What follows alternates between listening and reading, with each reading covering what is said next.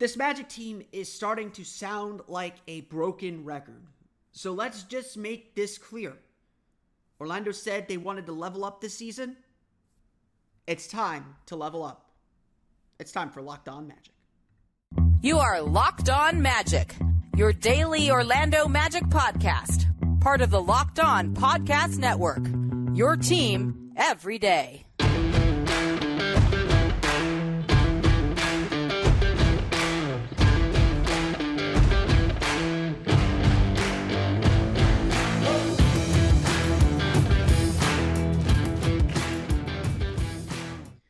And you are indeed Locked On Magic. Today is November 2nd, 2022. My name is Philip Rossreich. I'm the expert and site editor over at OrlandoMagicDaily.com. Of course, follow me on Twitter at PhilipRR_OMD. On today's episode of Locked On Magic, the Orlando Magic suffer another late game loss, another crushing loss, another loss that's all on them. That has a lot to do with their mistakes, their repeated mistakes. And it's time to hold the team to the standard that they've set for themselves and ask them to do what they set out to do. We're at a point where the Magic have to start showing some growth. We're going to get into all that coming up here in just a moment as the Orlando Magic fall to the Oklahoma City Thunder, 116-108. But before you do any of that, we want to thank you again for making Locked On Magic part of your day every day, no matter when you listen to us, whether it's first thing in the morning, whether it's right when we upload. We truly appreciate you making Locked On Magic part of your day every day. Remember, there's a great Locked On podcast covering every single team in the NBA. Just search for Locked On and the team you're looking for. The Locked On Podcast Network. It's your team every day. Today's episode is also brought to you by LinkedIn. LinkedIn Jobs helps you find the qualified candidates you want to talk to faster. Post your job for free at linkedin.com/LockedOnNBA. Throughout the offseason, Jamal Mosley had one goal, had one edict, had one charge for this young Orlando Magic team. They had one thing in their mind, and it's been the language that we've spoken about all offseason, and it's the language that we're trying to use to evaluate this team. If you know me, I'm going to try and take all the coachisms and all the coach speak and use that as the standard. Let's not try and force some artificial external standards. I know there's a lot of fans who believe this is a play-in team, and they are play-in talented. But I'm going to use this. I want to evaluate this team based on the standards they set for themselves. And so, from the end of last season, from the end of the game against the Miami Heat back in April, all the way through the summer, Jamal Mosley said the goal for this team this year is to level up in quotation marks. Now, that is as coachism as it gets. But from what we all understood from things that Mosley's talked about, from everything else, leveling up means winning more, obviously, competing in more games, obviously, getting better individually, obviously. But it means reducing repeated mistakes. It means learning through these games and getting better on the floor. It means making fewer mistakes, not having the same things happen over and over and over and over again. This is something that is essential to this young team. And it's not like the Magic went into the season expecting them to be juggernauts. They expected growing pains. They expected some failures. They expected to get knocked down a few times. And that's all fine. We've sat here through these first 8 games now, understanding both the injuries that this team is facing, the imperfect roster construction, understanding relying very heavily on a rookie and a second-year player to lead this team, to do things that they've never been asked to do before in their basketball lives, and certainly not an NBA level. We understand all the conditions surrounding this team. But the goal is to level up. The goal is to take that important next step.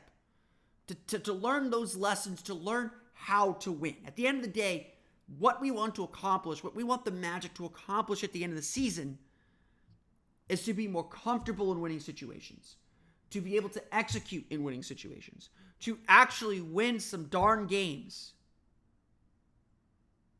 to exit this season, maybe not as a play-in team or as a playoff team, but to exit this season clearly pointing in that direction, with the number 1 pick in Paolo Banchero, with another very good player in Franz Wagner, with all the young talent on this team. Through 8 games, the Magic are pointing in that direction. I will remain an optimist, and I will remain saying that this team is doing so much more good than bad. But at the end of the day, the reasons why they are losing are all the same. Every single night, it's the same issues. And that's not leveling up. That's, maybe the Magic got halfway there. They're competing in every game. They've played 6 games that qualify for the NBA's clutch situations. They're doing a lot of really, really, really good things. But they're not winning. And while wins should not be the ultimate judge for the season, it's an important measuring stick for what this team can accomplish. This Magic team is better than their 1-7 record. This Magic team should have a few more wins under their belt. Or 1-7 record, yeah. This Magic team has let games slip away. Let games slip away the exact same way. And so perhaps Tuesday's loss to the Oklahoma City Thunder is the wake-up call this team needs to understand what we're doing is good, but not good enough. We are a 44-minute team. We need to be a 48-minute team. The Orlando Magic took a 15-point lead in the third quarter of this game. There's still plenty of time for a team to come back, but to give that lead completely away by the end of the quarter, to going in fourth only up 3, is certainly a sign that this team just doesn't have depth right now, because that bench unit just got slammed. And we'll get into some of those decisions a little bit later on.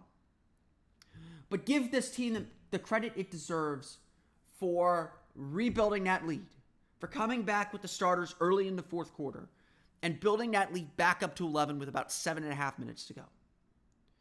But if we're going to give the team that credit, we have to give them that blame for giving that lead completely away. For pressing, for getting tight, for not executing in the fourth quarter. For turning the ball over 25 times throughout the course of the game. Surviving despite that, showing how good they are, but not playing the same brand of basketball that builds their lead. If this game can teach any lesson, it should be that you have to be able to execute at the highest level late in games. Instead, the Magic, the second worst fourth quarter team in the league entering the game, continue to execute poorly, continue to look tight, continue to get to let go of the rope in what's been working offensively with the ball movement and attacking. Continue to look disorganized. Continue not to lean on their defense when they are struggling. This team, building a 15-point lead in the third quarter, played some of the best defense they played all year. They looked fantastic. They were swarming defensively. Their length was bothering everybody. But then that goes away. And Oklahoma City was able to turn missed shots into fast breaks. Were able to speed Orlando up. Were able to speed up their thought process. And Orlando was struggling to get anything and get comfortable offensively. They couldn't get the ball to Wendell Carter, who just had a tremendous game. They were missing threes, both open and contested. They were taking rush shots. They weren't moving the ball. They were doing everything that they do when they lose. Turnovers, fouls, poor offensive execution. When their defense is set, they are pretty good. Oklahoma City made some tough shots, and you got to give them credit for that. But Orlando let go of the rope. This is a game Orlando lost. And just like the loss to Detroit, just like the loss to Atlanta, just like so many losses before this one, the loss to Dallas on Sunday, it came down to fourth quarter execution, and it came down to the Magic's inability to execute down the stretch. Orlando went without a field goal in the final 7.5 minutes. They gave up a 23-4 run to go from up 11 to lose by 8. And that is a credit to Shai Gilgeous-Alexander and the constant pressure he puts on getting into the paint. That's a credit to Alexei Pokusevsky, who hit some big threes and big shots down the stretch. That's a credit to Luguentz Dort, who hit the big back-breaking three when Orlando was still scrambling to get back into the game and doing everything they can. Oklahoma City made the shots. And right now, Orlando isn't. So the charge is simple. Level up. The charge is simple. It's the same goal they've had all season long. Wendell Carter said after Sunday's game against Dallas, it's good. We are competing in these games. A lot of these games the Magic have played this year, they would let go of the rope completely. They wouldn't be able to get themselves back. They'd be down by 20 points and out of the game. Oklahoma City took a 10-point lead in the second quarter. Orlando fought back, took their own lead. That's not something this team would do last year. And so in that sense, yes, they have taken steps forward. But this season, this game is still about winning in the end. And it doesn't matter if you lose by 20 or you lose by 2. You still get the loss. And so it's time for the Magic to level up. It's time for the Magic to cut down the turnovers, to execute better down the stretch, to learn the hard lessons that they have had to learn these first 2 weeks, instead of just repeating the same mistakes. That's what leveling up means. And that's the standard the Magic have to set for themselves. We're going to talk a little bit about how the Magic can level up, can take that next step. We'll get to that coming up here in just a moment. But first, a quick word for our pals at LinkedIn. These days, every new potential hire can feel like a high-stakes wager for your small business. You want to be 100% certain that you have access to the best qualified candidates available. That's why you have to check out LinkedIn Jobs. LinkedIn Jobs helps find the right people for your team faster and for free. It's really easy. LinkedIn is the largest professional social network out there. Everyone has a LinkedIn. So if you're looking for qualified candidates for your job, LinkedIn has the people and the tools to find the right person. And creating a job is super easy. Just post a job to LinkedIn Jobs. Add your job in the purple hiring frame to your LinkedIn profile to spread the word that you're hiring. Simple tools like screening questions make it easy to focus on candidates with just the right skills and experience, so you can quickly prioritize who you'd like to interview and hire. Finish the year strong. Find the right team member to help you accomplish your goals to end this year. It's why small businesses rate LinkedIn Jobs number one in delivering quality hires versus leading competitors. LinkedIn Jobs helps you find the qualified candidates you want to talk to faster. Post your job for free at linkedin.com/LockedOnNBA. That's linkedin.com/LockedOnNBA to post your job for free. Terms and conditions apply.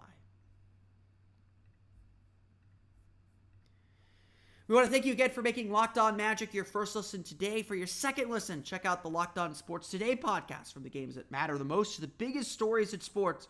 Go beyond the scoreboard and behind the scenes with local experts and insights only Locked On can provide.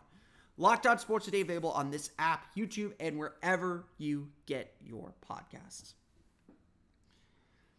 So, how exactly are the Magic going to level up? How exactly can they take steps, concrete steps, to fix these late game problems? The obvious answer to that question is get healthy. Getting Markelle Fultz back, eventually getting Cole Anthony back. Who knows how long he'll be out with the oblique strain or oblique tear. But getting some healthy bodies back is going to help tremendously. I have to say. I think that a lot of the Magic's fourth quarter problems are because they lack a point guard. I think they're fine with the jumbo lineup. They're fine without a point guard, without a traditional point guard, for the most part, until the fourth quarter, when the game slows down and possessions really matter, and the Magic have to value possessions. They get excited. They get tense. They press, and those pressure moments are where you really need that organization and really need that. So, we don't know when it's going to happen. When Markelle Fultz comes back, I do think a lot of these problems are going to be solved. So I want to repeat that last point that I made in the last segment. This Magic team is doing a lot of good things. I've seen some people look at the record, and I already see a lot of the fan base, a lot of the trolls on Twitter kind of giving in and giving up on the season. Don't do that. Like, this team is like really, really close. They are literally a 3-minute stretch from closing this game out. They're 3-minute stretch from beating Dallas. They're 3-minute stretch from beating Atlanta. They're 3 minutes from beating Detroit. And again, that's not beating them. Like, let me be clear. Those are games the Magic should have won. They had double-digit leads against the Pistons, double-digit lead against the Hawks, double-digit lead against the Mavericks, double-digit lead against this Thunder team.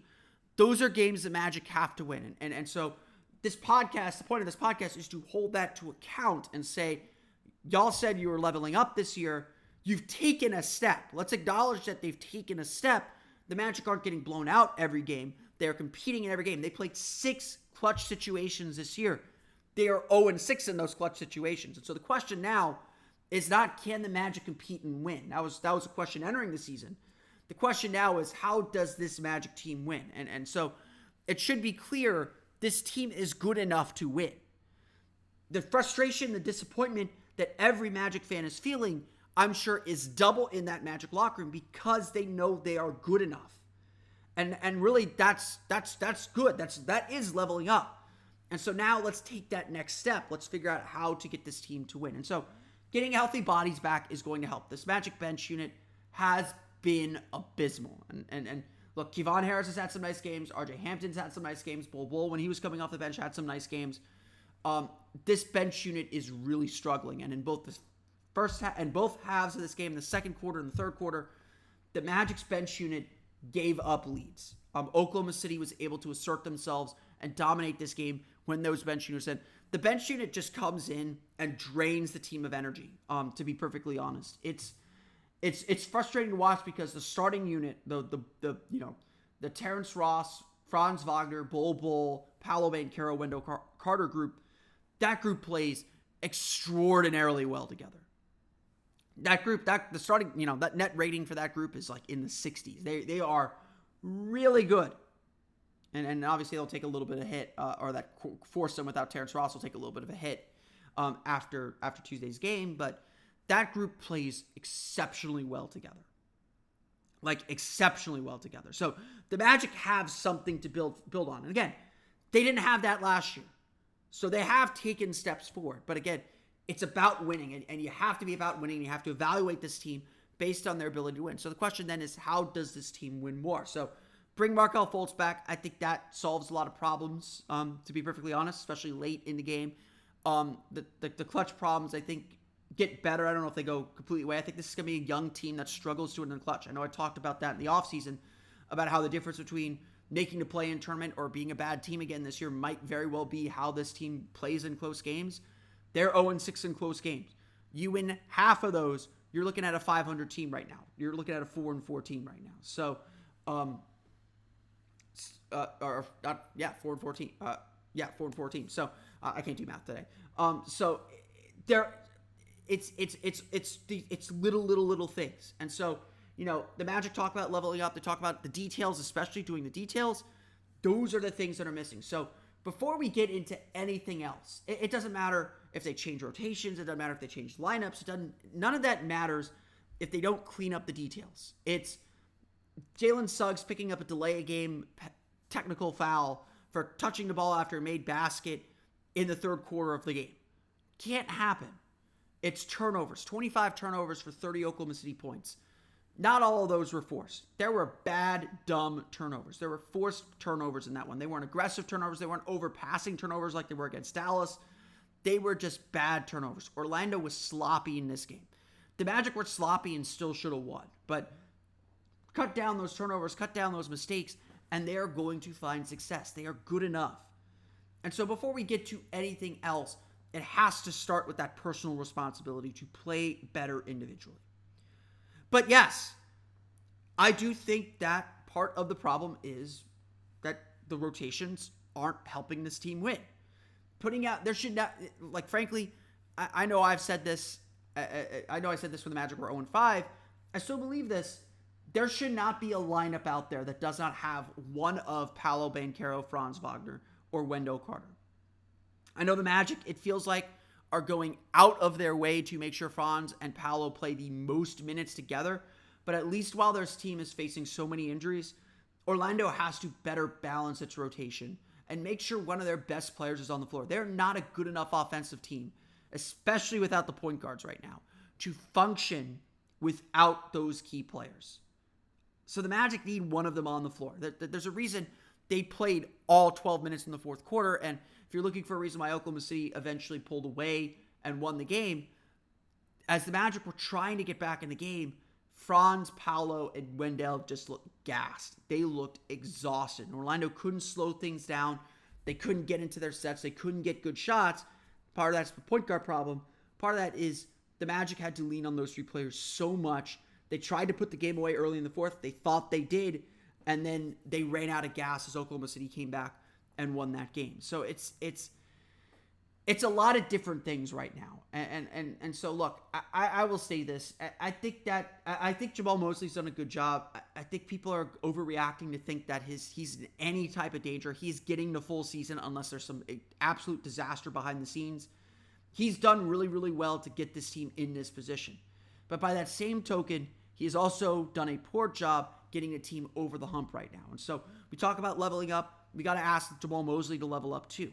We got to ask him to be smarter with his rotations, to balance his lineups a little bit better, to end some of the experimenting and honestly tighten his rotation up a little bit. Start playing, and not that he's not coaching to win already, but start making some moves to make winning the priority rather than developing or rather than experimenting, rather than making sure certain groups are playing together. They'll get their time together, but you gotta balance things out a little bit and give this team a chance to keep its head above water. He's put a lot of faith in those bench units that, maybe he has reason to put faith in that we don't understand or that we don't know. But just looking at the game results, they aren't taking those necessary steps. They aren't doing the things necessary to earn that trust. And again, I know as a Magic fan, you could kind of feel it when that all bench unit comes out on the floor to start the fourth quarter or to start the second quarter. You're just hoping to survive those minutes. This was a problem last year with some of those rotations and lineups that he had to put together. And some of that's just the roster the way it is right now. You may not be able to avoid it completely, but you can't have these zero lineups that just aren't going to score or produce, that are just going to put you in a hole, that are just going to make it harder for you to win. There has to be a better balance that comes from this. And again, it's to me, I like the offense that the Magic are running. I think it's doing a lot of good things. I know it's not producing the numbers yet. I think the team struggles to execute it sometimes. The defense, I think, is still getting its footing under it. The zone defense is abysmal. I hate the Magic's 3-2 zone. I get why they're doing it, but they're showing growth in those two areas. Again, like the way the Magic built their 15-point lead in the third quarter, that's how this team wants to play and wants to be. And you can see clearly the vision for what this thing is going to be when it's complete and when it's done and when this team is healthy, if they're ever healthy again. But right now, I think the coaching staff has to do a better job putting this team in a position to succeed. And even if that means breaking up a really successful lineup for a little bit to have better balance throughout the game, I'd rather have a constant drumbeat right now. I'd rather see the team be consistent throughout the course of the game and consistently doing good things rather than being extraordinarily good and then really bad and giving those leads away. I mean, because look, Oklahoma City is playing really, really well right now. And the Magic should feel like they're on Oklahoma City's level. They should have exited this game feeling like that's a game we let go. We are the better team. No offense to Oklahoma City. Again, they went out and won the game. It's the same feeling they should have after they lost to Detroit. It's the same feeling they should have after they lost to Atlanta. It's the same feeling they should have after they lost to Dallas. They had those games, were competitive in those games, and they made the mistakes to let go of the rope. Credit to those teams for making the shots. Credit to those teams for doing what they needed to do to win.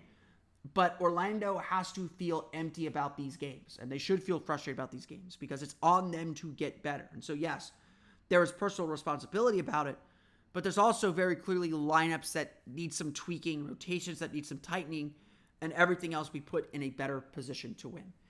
Everyone has to level up. That's the main point. Everyone has to do more. Players, coaching staff, everyone, to get this team where they should be and where they know they can be. Look, I know there's a lot of pessimism out there. No one wants to hear optimism right now. This team is good enough to win games. I don't think we could have said that last year. This team is good enough to win night in and night out. And the frustration that everyone's feeling is a team that is coming up short and disappointing with the effort that they put in. I think some patience is warranted. This is a young team. They are making a lot of young team mistakes. And the goal right now is to learn and grow from those, to get better. And the frustration the Magic are feeling through 8 games is it's been 8 games of the same mistakes, not getting better. And that frustration is warranted and should be felt. I'm sure it's being felt in that locker room much more than it's being felt on the outside. But this team is good enough. And if there's one thing that we should learn and expectations that we should change after 8 games, it's to say this team is good enough to win, good enough to compete. And that's the standard we should hold them to for the rest of the season. We should expect this team to win games. Like, we're there. We're there. Now, should we expect this team to be a 500 team? Should we expect this team to be perfect all the time? No. They're going to make a ton of mistakes. They're so young. But we should expect them to get better, and we should expect them to start picking up some wins here. And a 7-game homestand is a perfect opportunity to get comfortable, get some practice in to work on these mistakes, and build toward the future. We'll go over the final box score real fast as we finish off this game. The Orlando Magic fall to the Oklahoma City Thunder 116-108. So let's go through the box score real fast, kind of break down individual performances. I don't want to spend too long on this. We've talked enough about this game. A couple of just quick team box score notes that are worth mentioning.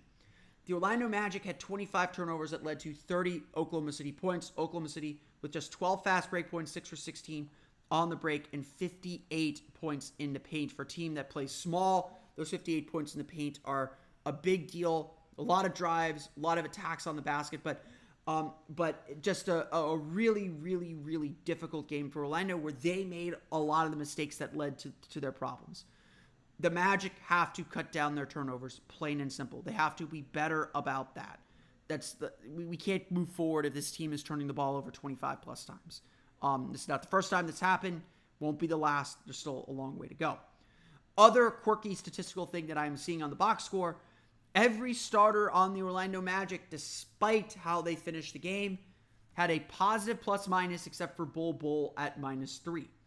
Every bench player on the Orlando Magic, except for 2, had a negative plus-minus. Had a plus-minus of worse than -10, actually. -10. Caleb Houston was +5 in 1452. RJ Hampton was -8 in 2048. This again just suggests one big thing. The Magic's bench is giving away the hard work that the starters have. And again, it's not to pit the starters against the bench. Like I said, I'd like to see the Magic spread out those minutes a little bit more, be a little bit more balanced with the rotations. You know, Wendell Carter's playing 35.5 minutes. Paolo Banchero played 37.5 minutes. Franz Wagner played 36.5 minutes. The Magic really went for this win. And, you know, look, we should criticize Jamal Mosley's rotations. I think they can be a lot better. Give Jamal Mosley credit. In a lot of these games, though, he has adjusted in the second half to rotations that aren't working in the first half. This game, sensing the lead slipping away, sensing that the Magic needed to kind of put their foot down early in the fourth quarter, he brought back Paolo Banchero, Wendell Carter, and Franz Wagner to start the fourth quarter. They played the entire fourth quarter. And when they went up 11, it looked like that gamble worked. When the Magic started giving up the lead, and the Magic were struggling to get offense, and they were missing a lot of shots short, and they just looked exhausted, that gamble didn't work. So he did make a gamble. He did make a calculated bet. It didn't pan out for him, but I do give him credit for recognizing that and going for the win. That was a go-for-the-win move. A little bit of a desperation move, maybe something that the Magic should be planning for throughout the course of the game so they don't have to do that move, but he went for this win. I don't want to hear that the Magic didn't go for this win.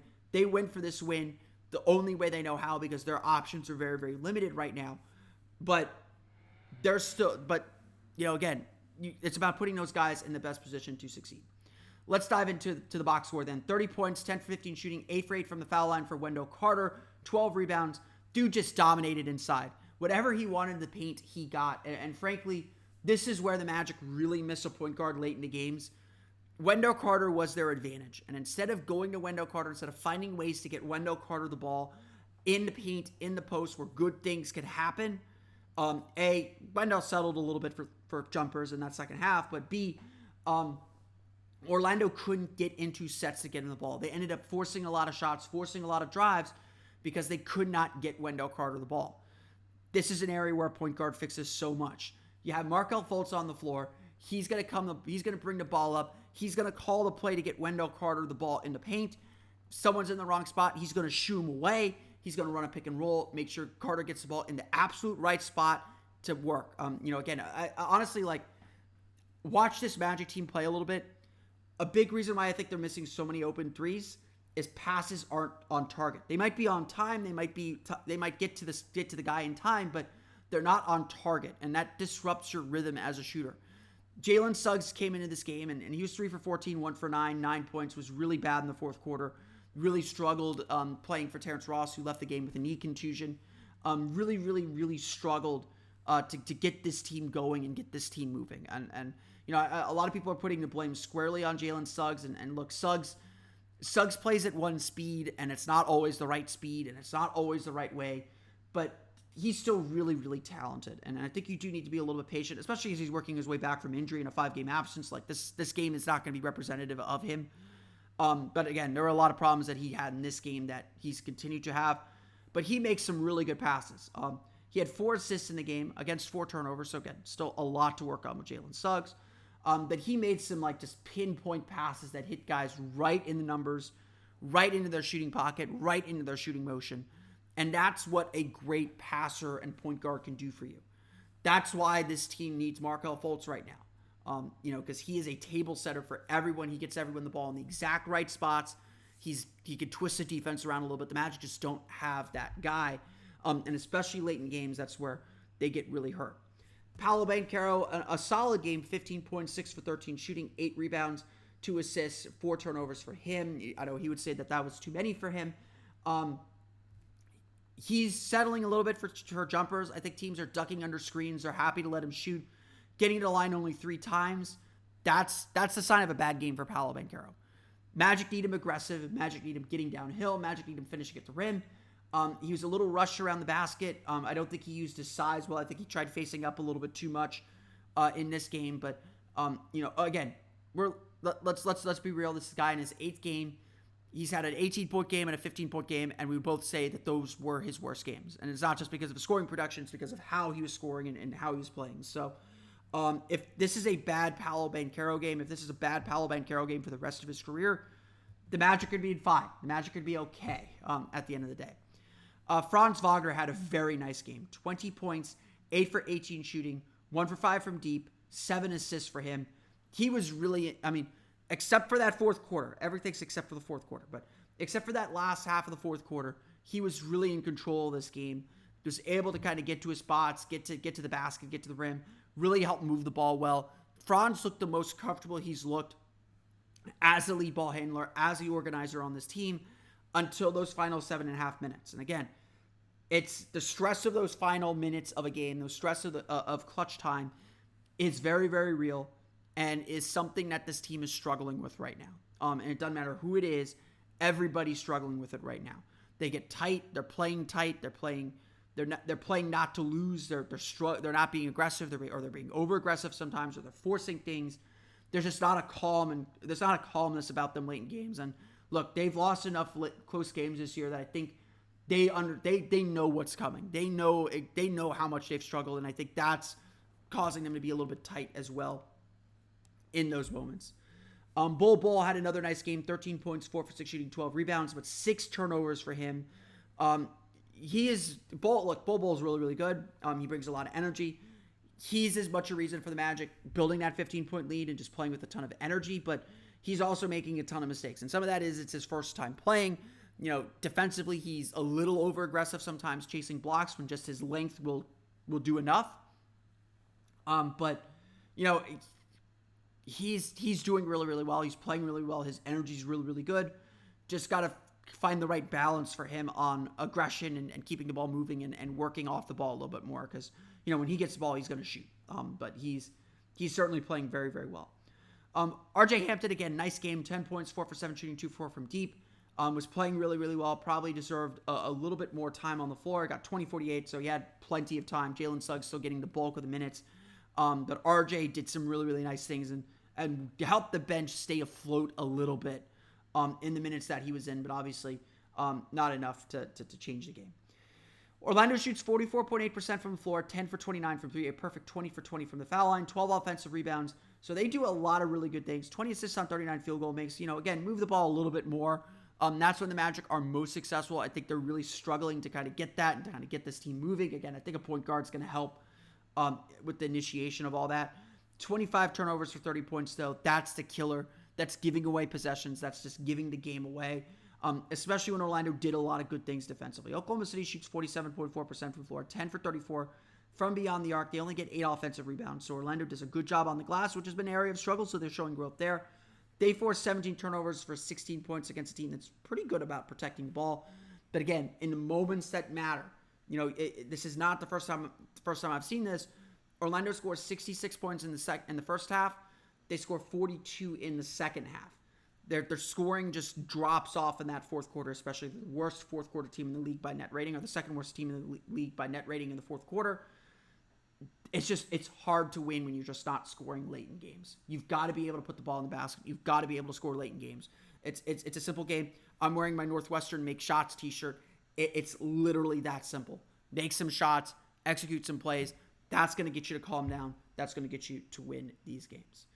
The Orlando Magic fall to 1-7 as the Oklahoma City Thunder defeat them 116-108. Orlando back in action to start a 7-game homestand, a much-needed 7-game homestand. I think Orlando's going to end up playing a lot better at home. I'm expecting some surprise victories during this homestand, maybe even Thursday night because Golden State is struggling so much. Maybe Orlando's exactly what they need.